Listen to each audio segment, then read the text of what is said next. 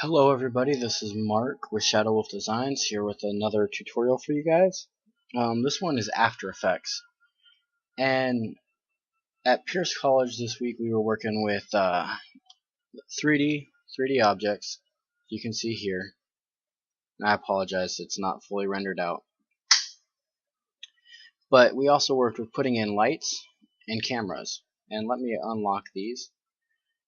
And I'm just going to show you some of the things you can do with them. First off, to add a new light or a camera, you right click and go new, and then either light or camera, depending on what you want to use. And make sure you right click down here in your layers, and you just click anywhere there's not a box or a name. Alright, so when you put in a new camera, and I'll take this camera out to simplify things. When you put in a new camera, you're going to go to camera, and you have all these options. Don't worry about it to start, just hit OK. If you want depth of field, it's going to make your this render time, it's going to make it go slower.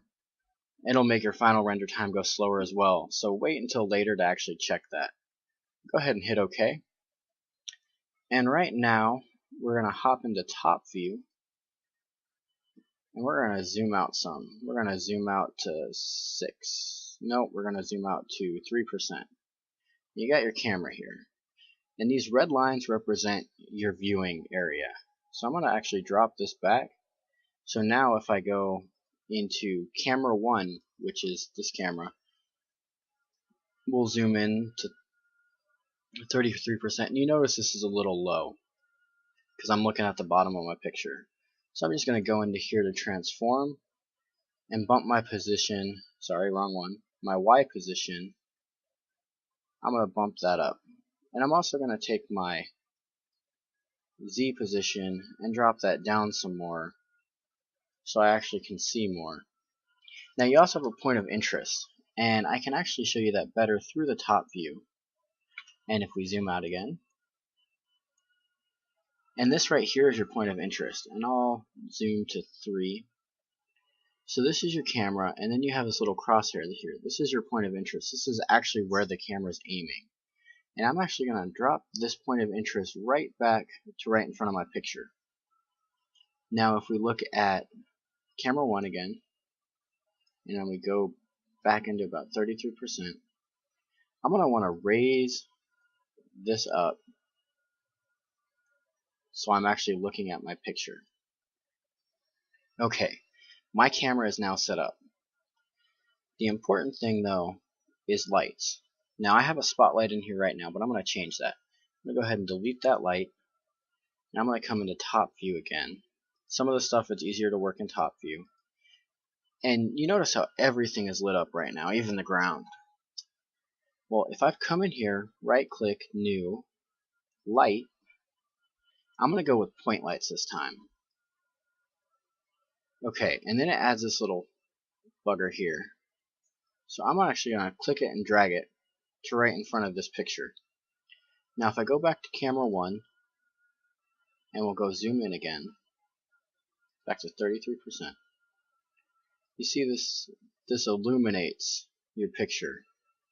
Now what we want to make sure we do is under light options, we turn on cast shadows.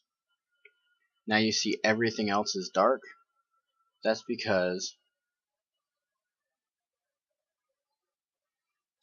this box right here, or this picture right here, is actually casting shadows onto everything else. Now the way you want to do it for your assignment, I did it differently, but I also have I'm a little bit more comfortable with the program, and I did a rotating spotlight. Don't do that. Just do point lights, and if you come up here to edit, you can duplicate. It's also Control D. And what you can do is you can come in here and just grab it and move it. And you're going to want to position one in front of each of your pictures.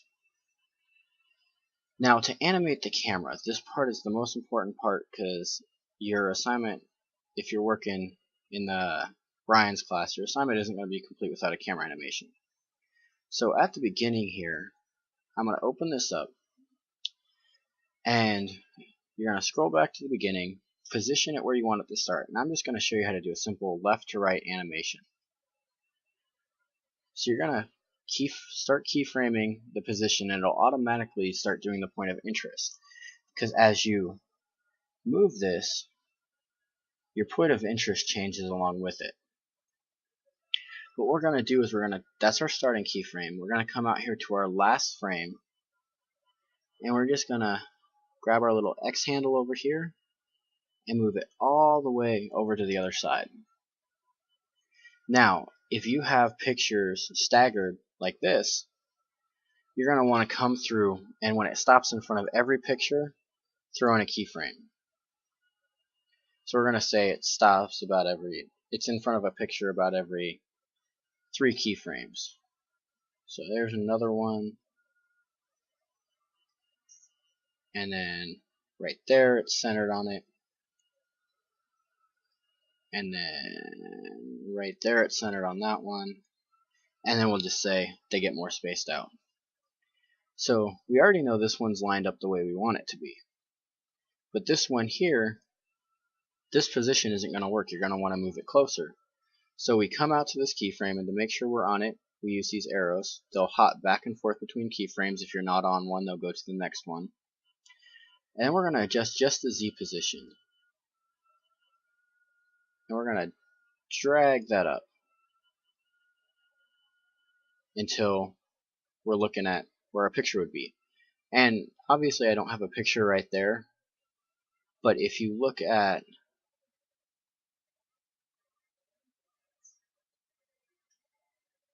we have a little error here, so I'm going to undo some stuff. Okay,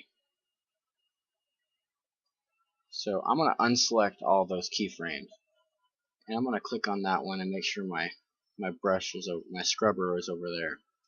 We're going to move that again, and I'm roughly going to where this was, how far back this picture was from this light is roughly where I'm going for this one, even though there isn't a picture there. Now, the reason that before it messed up is because all these keyframes were highlighted. If you don't have any highlighted, it just goes by what keyframe you're on. However, if you have multiple frames highlighted, it'll edit them all. But if you look at our track right here now, has this nice little curve in it. But we got a problem. If you watch the line for the point of interest, which is right here, that doesn't move. So what we're going to do is we're going to come on this keyframe. We're going to select this keyframe now, and I accidentally moved it, so I'm going to Control Z. But then we're going to take the point of interest and move that back as well. And it's important to make sure you monitor and adjust with the point of interest. We're going to come in front of this picture though, go through camera 1, zoom in so we can actually see what we're looking at. So this looks good. So obviously you would have more lights and everything in here, and your pictures would be in a line. But this is how our animation looks. It comes out here, we look at that picture, and then we zoom in, and then we zoom back out. And although it looks like we're zooming in, we're not really. We're literally just moving the camera. But that's how you animate a camera. When it comes to lights, I would stick with the 2 basic types. You have point light and spotlight. Point light is like a light bulb without a lamp shade or some sort of blocker on it to keep it going one direction. It puts out light 360 degrees. Spotlight is literally like a flashlight or a spotlight on a stage. So you can use either one, but for your sake I would recommend using point light just because they're a little bit easier to work with. They're not as finicky, because spotlights you actually have a cone you have to worry about. One thing I would recommend is playing with fall off. So right now this light is illuminating everything. If you change this to smooth, you can actually decrease the fall off distance, and it actually affects how much light is broadcast, basically how powerful your bulb is. if you put in a lot of lights and you notice that stuff is starting to get whitewashed like that, just come in here and decrease the intensity on all of them, because the lights will multiply each other. So if you have 10 lights at 100%, it's going to be more powerful than just each individual light at 100%. So you need to adjust for that, because multiple lights are going to hit multiple pictures unless you use spotlights and adjust the fall off. So with that in mind, I wish you luck on your assignment. If you like this video, please click the like button below. If you haven't subscribed to me yet and you would like to see more of my videos, please click that subscribe button right next to my name. And if you have any requests for further tutorials, just leave a comment in the comment section. Again, I hope you enjoyed this, I hope it helped, and have a great day.